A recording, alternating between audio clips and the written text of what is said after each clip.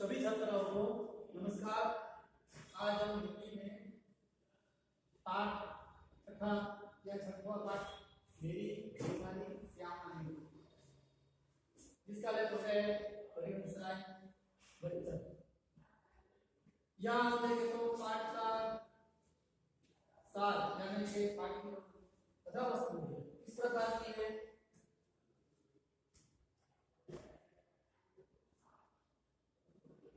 हरिवंशराय बच्चन यूं तो उसने कई रचनाएं की है।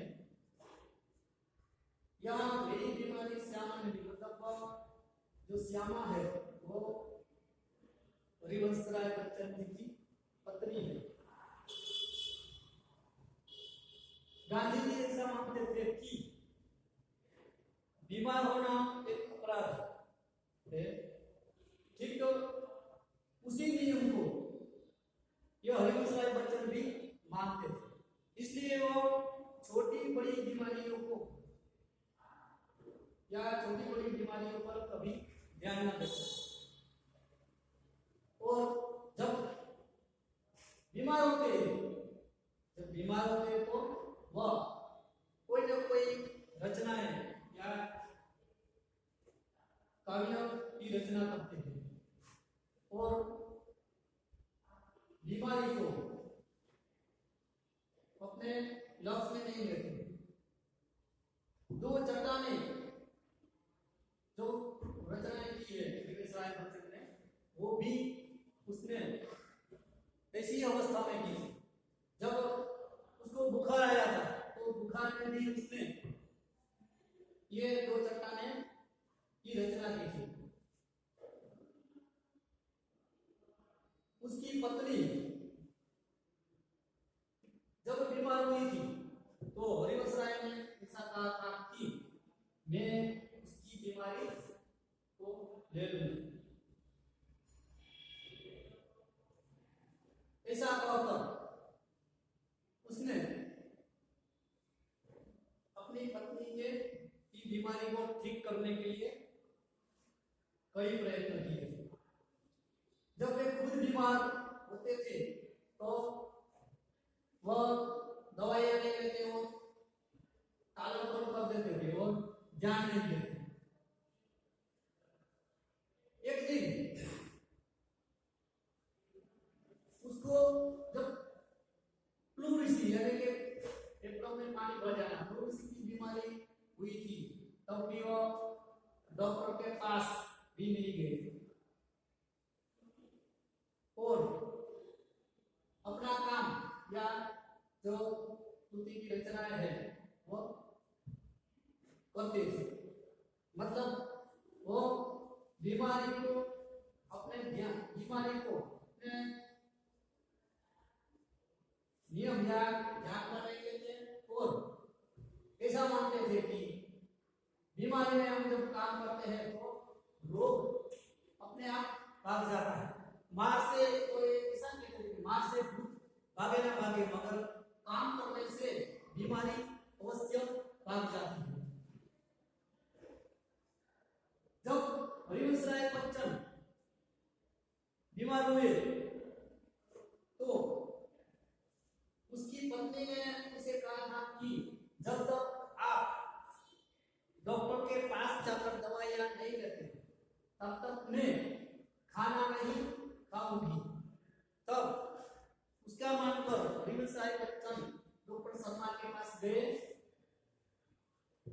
उसने ऐसा कहा था कि आपको तपेदिक यानी कि टीबी यानी कि क्षय हुआ है। तभी तो हरिवंशराय बच्चन को ऐसा लगा कि अब तो जीना कठिन होगा। उसकी पत्नी ने उसको ठीक करने के लिए दवाइयां भी लेने को कहा और हरिवंशराय बच्चन ठीक भी हो गए। बाद में जब उसकी पत्नी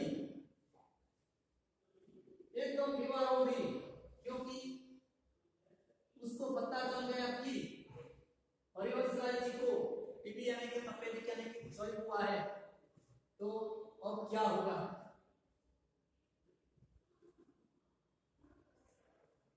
उसके पास पैसे भी नहीं थे, इलाज करवाने के लिए रुपये नहीं थे, और छोटे भाई थे जो शालिग्राम, उसकी तनख्वाह भी इतनी नहीं थी कि वो दवाई लेने के लिए पैसे उसके पास से ले ले। ऐसी हालत में उसने ट्यूशन और लेखन कार्य भी किया,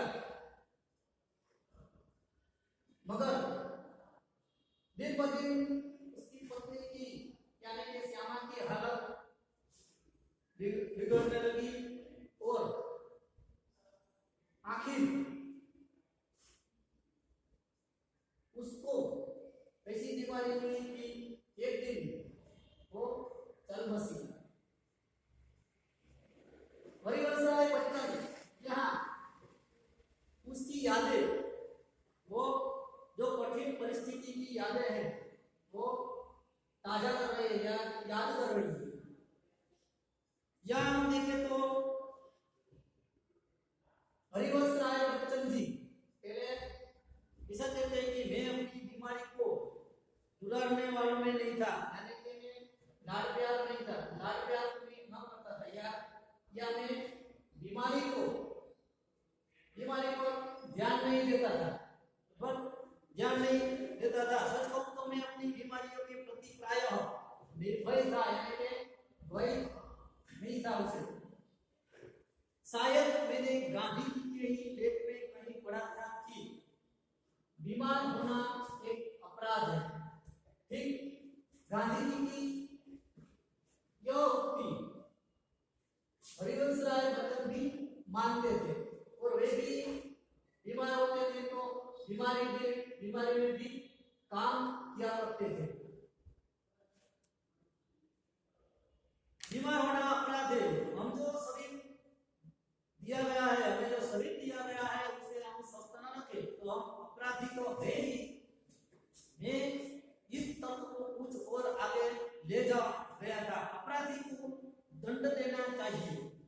मुझे जब कभी छोटी मोटी बीमारी होती, जुकाम, बुखार, खांसी, सिर दर्द, तो मैं खाट पर न लेटता और मैं भी अपने काम लेता। मतलब हरिवंशराय बच्चन जब बीमार होते हैं तो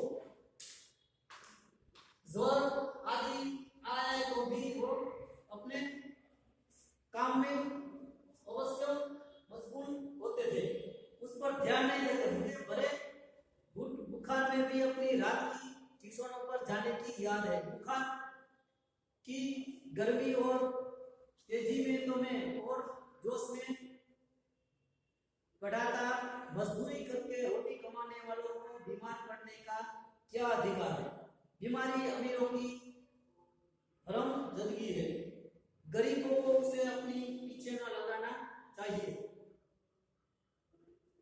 लिखने में तो ऊंचा बुखार मुझे सब तरह से सहायक, प्रेरक और प्रोत्साहक लगता है। एक तरह की आग जिससे मेरी अनुभूतियों में ताप आता है,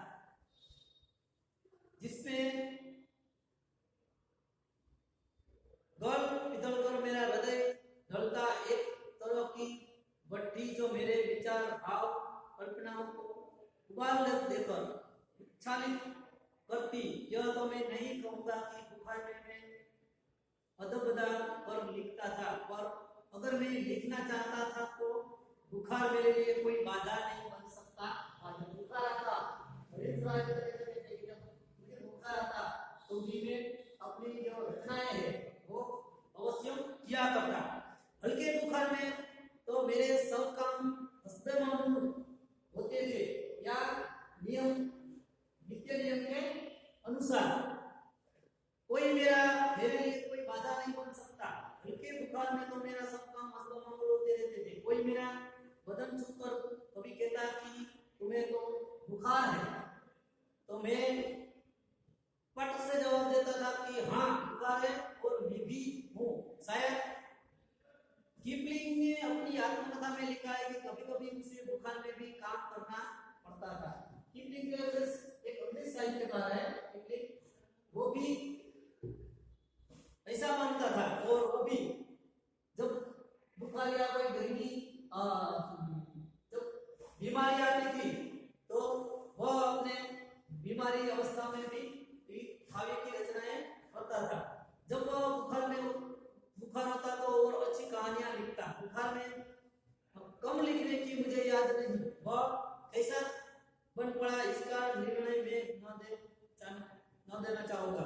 रसमवश मुझे याद आ गया कि मैं अपनी 2 चट्टानें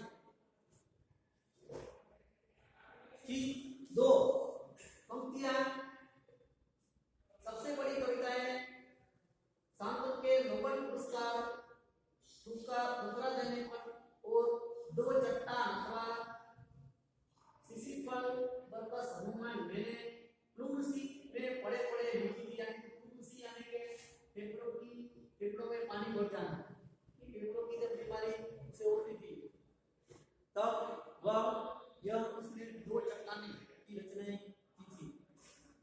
बीमारी मुझे पराजित न करती थी, मैं ही अपनी जीत से बीमारी को पराजित कर देता था। बुखार आखिर कितने दिन चलता है? विश्राम तिवारी कहा करते थे कि बाघ के पीछे भूत भागे, या मैंने अपने पेट में सिद्ध किया था कि काम के पीछे बुखार भागे। वो ऐसा मानते थे कि मार से भूत भागे ना भागे, मगर काम करने से बुखार अवश्य भाग जाए। यह अन्य शब्द देखें तो उसमें मामूली यानी कि मृत्यु के नियम के अनुसार तुलसी जो बीमारी होती है, तुलसी यानी कि फेफड़ों में पानी भर जाना, बहरहाल यानी कि हर हालत में या हर हालत में जसोरना यानी कि हिला देना, परवाना देना यानी अपने पुत्र तनक्वा यानी कि वेतन अदायगी पैसे चुकाना, ब्रह्मास्त्र यानी कि कभी निष्फल न होने वाला कोई अस्त्र यानी कोई उपाय, नुस्खा यहाँ उपाय। यह बुखार मामूली न था।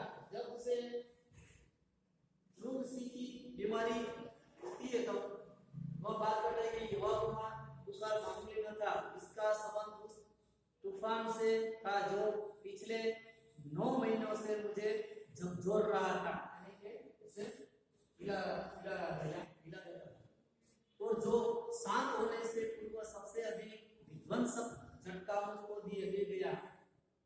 तब स्कूल बंद था, ट्यूशन पढ़ने जाता था, उनकी आमदनी की मुझे जरूरत थी, किताबों की बिक्री अभी नियमित नहीं थी, कर्ज सिर पर चढ़े थे। बुखार 10 दिन चला, 20 दिन चला, महीने भर चला, 2 महीने चला, मतलब बुखार या उसके बाद जुलाई आ गई। जब बुखार के साथ ट्यूशन और ही जाना ना होता, सुबह स्कूल में पढ़ाना भी पड़ता। बुखार का नमूना वही, सुबह बिल्कुल नहीं, शाम को 101 यानी कि 101 102 के बीच कमजोरी दिन दिन बढ़ती हुई, कभी कभी धीमी खांसी, दवा काटने यानी कि दवा बटोरने वाला सब होम्योपैथ कर रहा था। कभी कभी सोचता क्या मुझे तपेदिक हो गया है, यानी कि ऐसा सोचती थी, कहीं मुझे टीबी तो नहीं होती है, क्षय रोग नहीं हुआ क्या? उस समय मेरी जीवा पर सरस्वती बैठी थी जब मैंने कहा था कि श्यामा का बुखार में लेने जा रहा हूं।